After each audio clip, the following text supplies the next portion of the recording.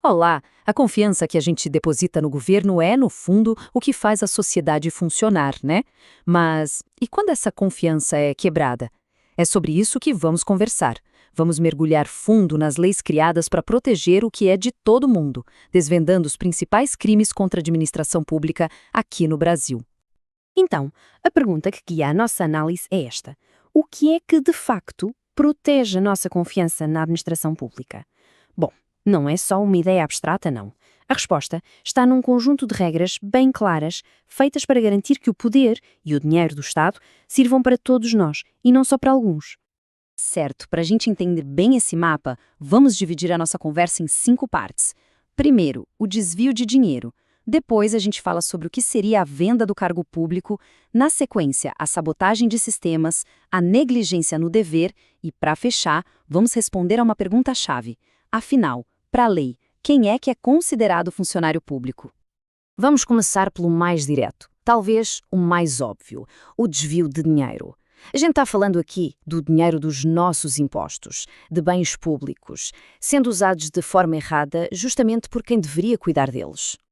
O nome técnico para isso, o principal, é peculato. É bem simples de entender, na verdade. É quando o funcionário público pega para si ou para outra pessoa algo que estava sob a sua guarda por causa da função que ele exerce. Pensa assim: o gestor de um projeto que desvia parte da verba de um hospital para uma conta pessoal. Isso é peculato clássico.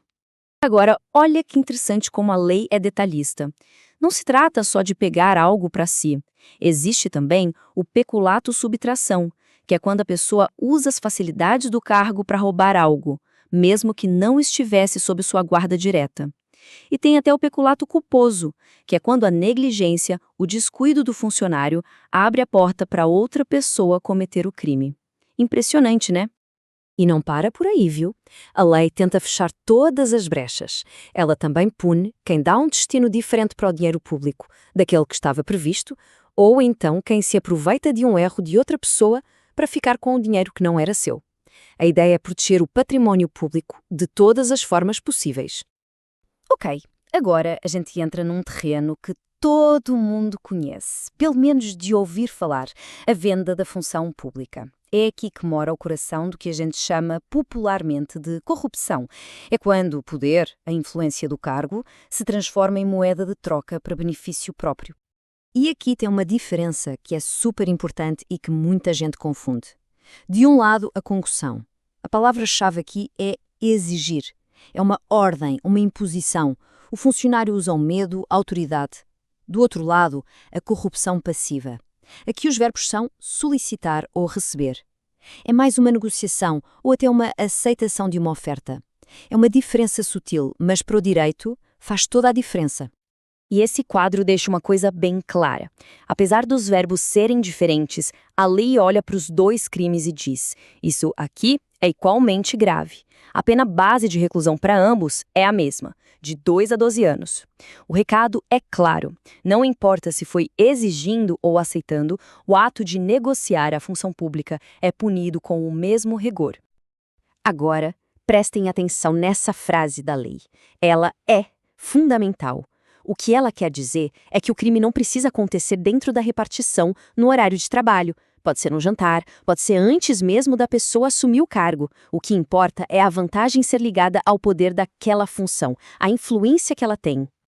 Beleza, agora a gente muda de cenário. Vamos para a sabotagem dos sistemas. Porque hoje em dia, né, a informação pública é tão valiosa quanto dinheiro público. Essa parte da lei cuida justamente dos crimes que atacam a integridade dos nossos dados e documentos. E a lei teve que correr atrás, se modernizar, para pegar esses crimes novos.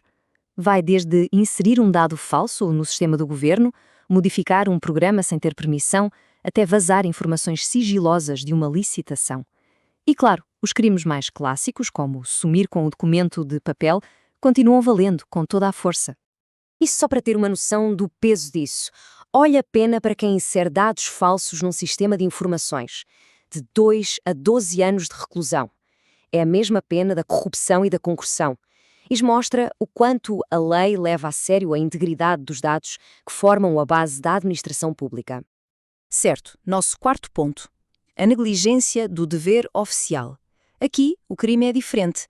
Muitas vezes não é sobre fazer algo errado, mas sobre deixar de fazer o certo. É quando o funcionário se omite ou age com favoritismo por motivos pessoais. O nome do crime principal aqui é prevaricação. Acontece quando um funcionário, por exemplo, engaveta um processo, atrasa uma decisão de propósito ou faz algo contra a lei, não por propina, mas para satisfazer um interesse ou um sentimento pessoal. Pode ser para ajudar um amigo, prejudicar um inimigo. A motivação é pessoal. E tem mais, hein? A lei também pune o chefe que passa pano para o erro de um subordinado, a chamada condescendência criminosa. Ou aquele que usa o cargo para fazer lobby por interesse privado, a advocacia administrativa. Até o simples ato de largar o posto de trabalho sem justificativa pode ser crime. E agora a gente chega na última parte, que talvez seja a que amarra tudo. Afinal, quem é que pode cometer todos esses crimes? Quem é, para a lei, o funcionário público? A resposta pode surpreender muita gente, porque o conceito é bem mais amplo do que a gente costuma imaginar. A lei é direta. Não importa se o cargo é temporário ou se a pessoa nem recebe salário. Se está exercendo uma função pública, mesmo que seja por um único dia, para o Código Penal, ela é considerada funcionária pública. Pensa, por exemplo, num mesário durante a eleição ou um jurado num tribunal. E esse conceito vai ainda mais longe. Ele inclui quem trabalha em empresas de economia mista, como a Petrobras. E o ponto mais interessante, também vale para funcionários de empresas privadas que prestam serviços essenciais para o governo, como a empresa que faz a coleta de lixo ou que administra um hospital público. E para fechar, um detalhe crucial. Quanto maior o poder, maior a responsabilidade.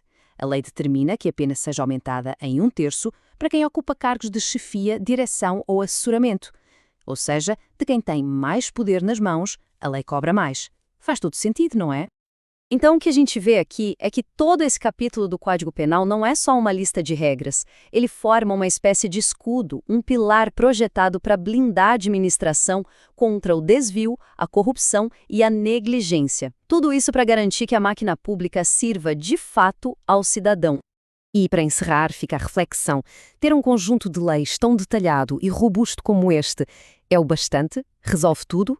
Ou a verdadeira integridade depende também de outros fatores como fiscalização eficiente, cultura cívica e, claro, a nossa participação como cidadãos?